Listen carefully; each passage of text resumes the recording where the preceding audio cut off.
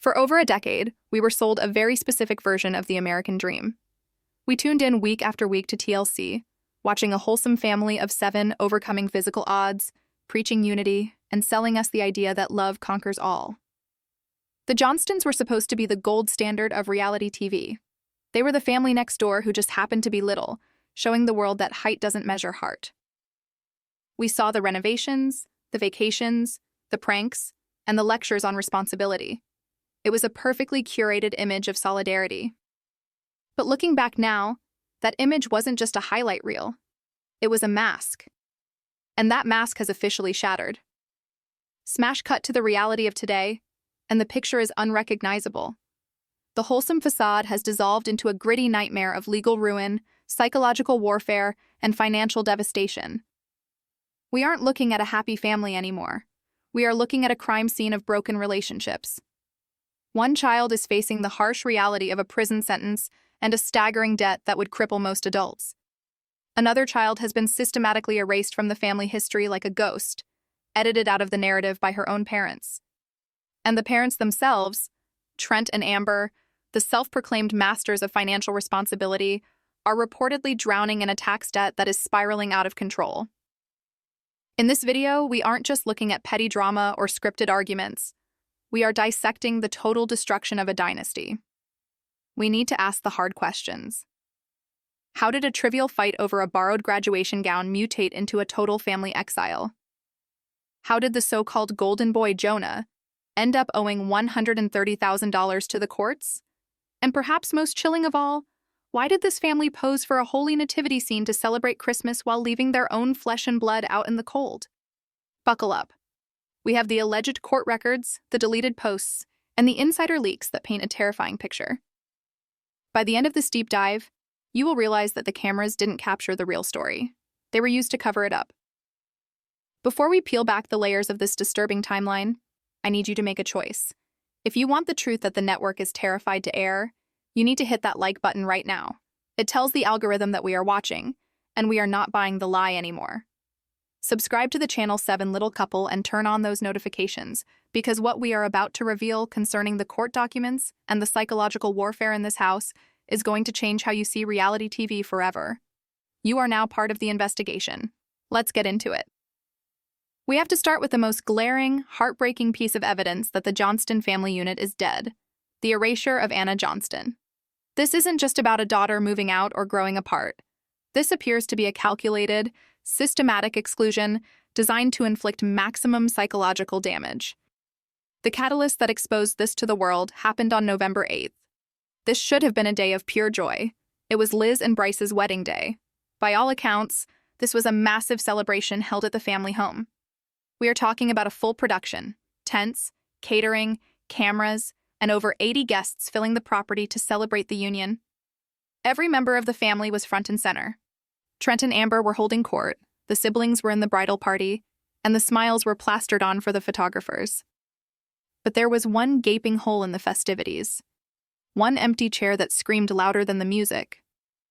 Anna Johnston, the sister who has been part of this family since she was adopted from Russia, was not on the list. Now, usually when a sibling misses a wedding, the PR machine spins a story. They say she was working, or she was sick, or she had a prior commitment. But Anna didn't let them control the narrative this time. In a live stream that broke the hearts of thousands of fans, Anna confirmed the unthinkable. She wasn't busy. She wasn't sick. She simply was not invited. While her family was cutting the cake and toasting to love and unity, Anna was miles away at a friend's gender reveal party, forcing a smile and pretending that her world wasn't collapsing. Think about the cruelty required to invite 80 people to your home, including distant relatives and crew members, but strictly forbid your own daughter from entering the property. It sends a clear message. You are no longer one of us. You are an outsider. But to understand how we got to this level of toxicity, we have to rewind. We have to look at the origin story of this feud, and when you realize how petty it is, it makes the punishment feel even more draconian. It all traces back to the infamous gown incident. It sounds ridiculous to even say it out loud, but this family has allowed a piece of clothing to destroy a bond forever. The narrative goes that Anna borrowed a graduation gown, likely Jonah's, for a photo or an event. She didn't take a picture of it, Or she didn't return it in the exact condition demanded, or perhaps she just wore it without the proper written permission in triplicate. The details are trivial, but the reaction was nuclear. Trent and Amber treated this minor infraction not as a mistake by a teenager, but as a moral failing. It became the weapon they used to justify a complete emotional withdrawal. We have to analyze the conditional love dynamic here. In the Johnston household, love seems to be a currency. You earn it by following the script, by obeying the hierarchy, and by never, ever stepping out of line. Anna, by nature, is independent. She pushes boundaries, and because she didn't show the appropriate level of groveling over a graduation gown, she was marked as the enemy. This grudge festered. It grew from a scolding into a cold war, and it culminated in what I call the holiday blackout. If the wedding snub was a slap in the face, the holiday season was a dagger to the heart. Thanksgiving came and went, and fans immediately noticed Anna's absence. When pressed for an answer, Amber's response was chilling in its detachment. She said, "She knows the ways of our life." Break that sentence down. She knows the ways of our life. It's victim-blaming 101. It implies that Anna is the problem, that Anna's existence is incompatible with their ways, and that if she wants to be included, she has to fundamentally change who she is. It's not "we miss her" or "we are working through things." It is a cold, hard line in the sand. It is the language of a cult leader, not a mother. But the pièce de résistance of this psychological warfare was the Christmas photo shoot, the nativity scandal. This is where the hypocrisy reached stratospheric levels. The family decided to pose for a professional Christmas card dressed as biblical figures. You had them in robes, posing with live animals, recreating the birth of Jesus, a scene that represents hope, redemption, and unconditional love. They were projecting an image of extreme holiness and righteousness. And yet, in this tableau of religious perfection, they deliberately excluded their daughter. Imagine the planning meeting for this. Imagine sourcing the costumes, hiring the photographer, and arranging the animals, all while knowing that you are leaving one of your children out in the cold. It is a level of cognitive dissonance that is truly frightening. They used the imagery of God to sell a brand, while practicing the exact opposite of what that imagery represents. The fan outrage was immediate. The comments section turned into a battlefield. People saw through the costumes. They saw a family pretending to be saints while acting like mean girls in a high school cafeteria. But did Trent and Amber apologize? Did they reflect? No. They doubled down. They deleted comments. They blocked dissenters. They protected the brand at all costs. But while they were busy erasing Anna to protect the family image, they were ignoring the rot that was eating the family from the inside out. Because while Anna was being punished for borrowing a gown, the so-called golden boy, the son who could do no wrong, was spiraling into a dark, dangerous world that the cameras were desperately trying to hide. This brings us to the most shocking revelation of all, the story of Jonah Johnston. For years, Jonah was held up as the example. He was the one Anna was supposed to emulate. He was the leader, the firstborn male, the heir to the Johnston throne. But behind the scenes, the pressure of being the golden boy was crushing him. And when the pressure became too much, he didn't turn to his parents, he turned to vices that would eventually lead him to the brink of ruin. We are entering the territory of reports and leaked theories here, but the smoke is too thick to ignore the fire. Insiders suggest that Jonah's downward spiral began slowly. It started as recreational coping mechanisms to deal with the intense scrutiny of reality TV fame. But recreational fun quickly mutated into a full-blown obsession. We aren't just talking about a bad attitude, we are talking about alleged online gambling and substance issues. The theory is that Jonah found an escape in the high-stakes world of online gaming. It was a place where he wasn't Jonah from TV, he was just a player. But the house always wins. And as the losses mounted, the desperation grew. This wasn't a few $100s. We are hearing staggering figures. Sources claim that Jonah racked up nearly $80,000 in online gaming debt. $80,000. He was living a double life. On camera, he was the dutiful son, maybe a little lazy, maybe a little unmotivated, but safe. Off camera, he was reportedly drowning. He was chasing losses, borrowing money, and hiding a secret that was about to explode. And it did. The dam broke on a terrifying night that the show has never aired and likely never will. We have reconstructed the timeline of this flashpoint, based on leaked reports and court summaries, and it paints a picture of a young man who had reached the end of his rope. It wasn't a gradual conversation. It was an ambush. The theory is that Jonah cornered Trent in the family home, fueled by a cocktail of panic and chemical withdrawal. He didn't ask for a loan, he demanded a lifeline. The figure being thrown around is $13,000. He needed it immediately. He needed it in cash, and he needed it before the consequences of his secret life caught up with him. For Trent, a man who prides himself on discipline, control, and financial rigidity, this must have been a moment of absolute horror. But he stood his ground. Whether it was a matter of principle, refusing to fund the destruction of his son, or whether, as we will discuss later, the money simply wasn't there, Trent said no. And that refusal lit the fuse. The ensuing scene was not the quirky bickering we see on TLC. It was described as explosive, violent, and terrifying. This wasn't just a son yelling at a father. This was the rage of an addict whose supply line had been cut. Reports suggest the outburst was so volatile that it horrified the entire household. Walls were punched, threats were screamed, and for the first time, the Johnstons weren't worrying about camera angles. They were worrying about their physical safety. This is the dark side of the golden boy narrative. While Anna was being ostracized for not smiling enough, Jonah was allegedly tearing the house apart from the inside. But the family couldn't keep this contained within the walls of their rural Georgia home forever. The legal system eventually got involved, and the paper trail is damning. Jonah was hit with a lawsuit that shattered the illusion of the perfect Johnston success story. The charges were heavy: abusing parents and failure to pay debts. The court didn't care about his reality TV fame. They cared about the law. The sentencing was a wake-up call that would have ended the career of a lesser-known reality star. 3 months in jail, mandatory rehabilitation, and a crippling financial penalty that confirmed the depth of his troubles. A fine of $130,000. Let that number sink in. You don't get fined that amount for a parking ticket or a misunderstood contract. That is the kind of debt that speaks to years of unchecked high-stakes behavior. And here is the kicker, the detail that should make every viewer question what they are watching. How did the show miss this? We saw seasons of Jonah moving out, Jonah moving back in, Jonah struggling with college. But where were the cameras when the police were involved? Where was the footage of the court hearings? It implies a level of production protection that borders on complicity.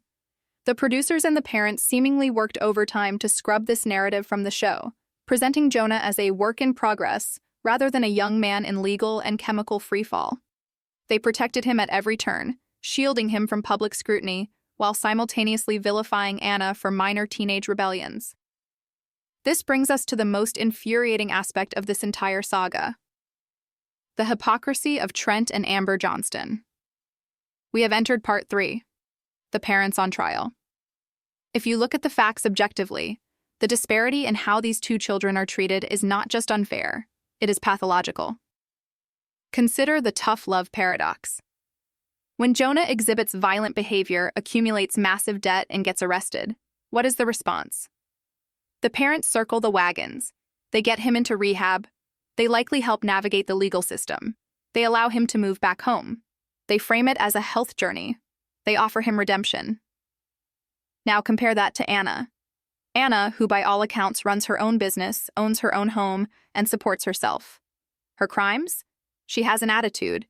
She didn't return a gown correctly. She doesn't worship the ground Trent walks on, and for this, she receives total social exile. There is no rehab for Anna, there is only rejection.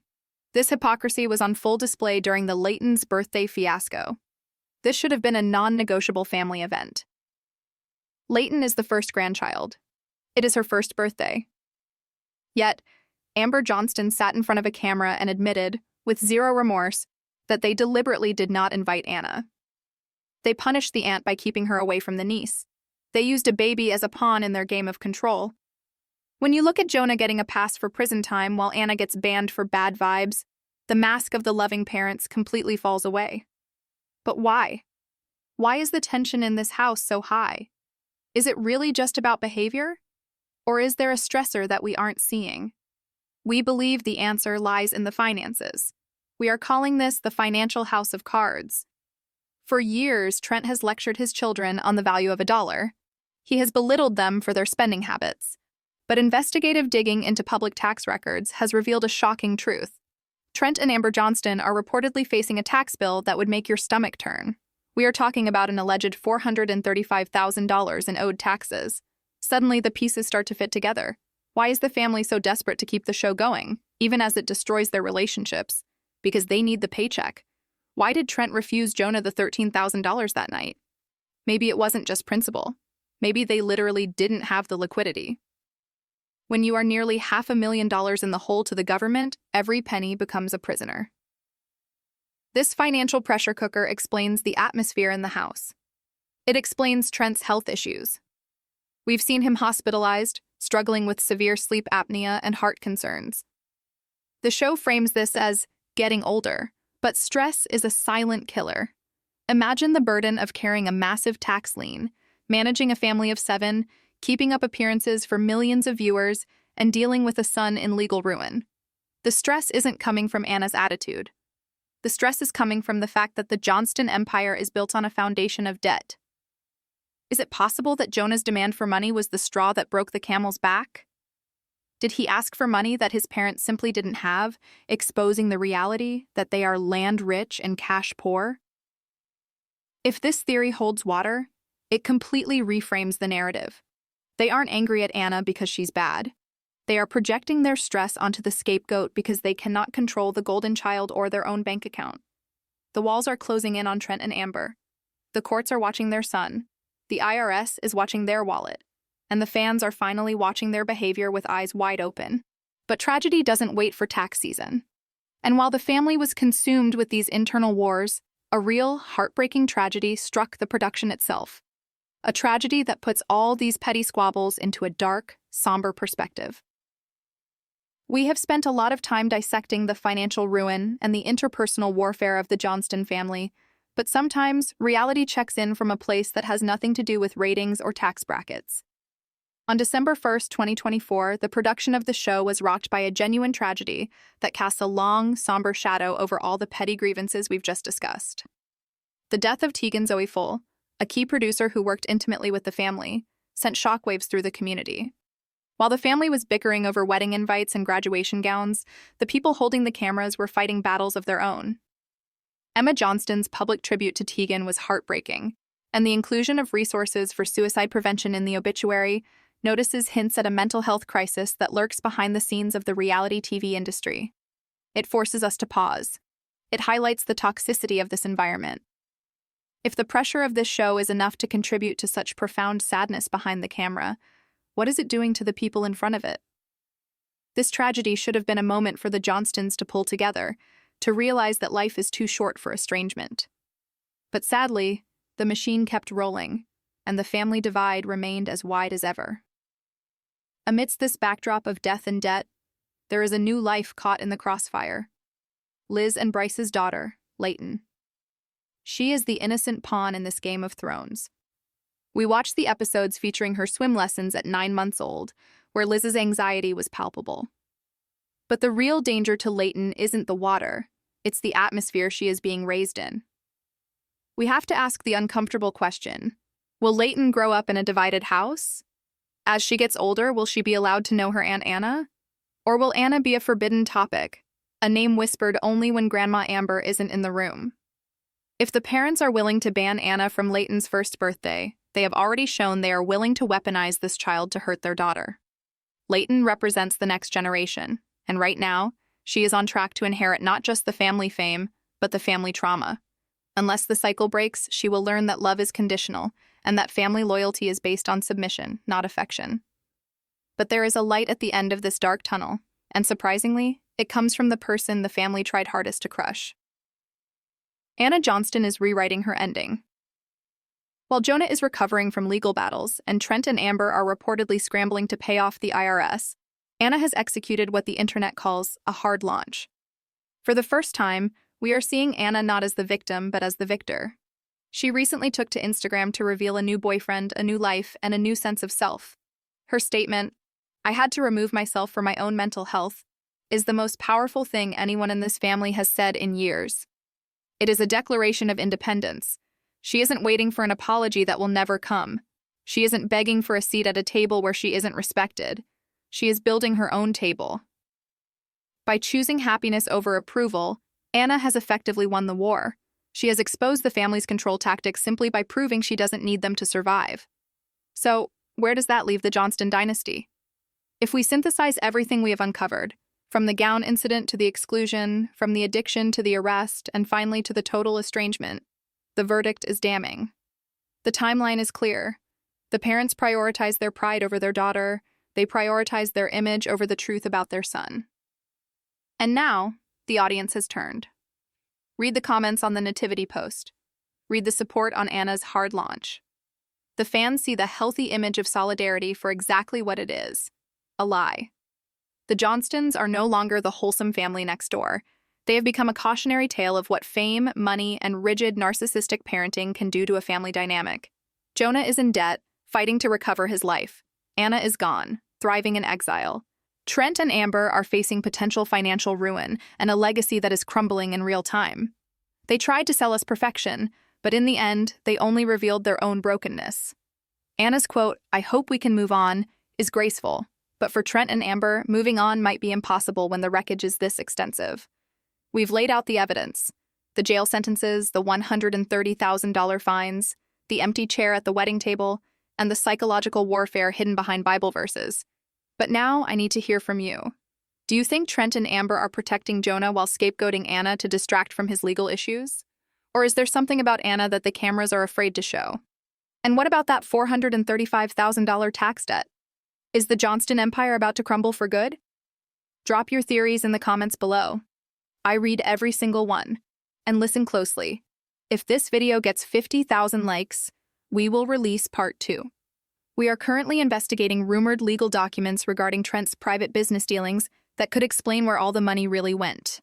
You do not want to miss that. Hit that subscribe button, turn on notifications, and welcome to the dark side of reality TV. I'll see you in the comments.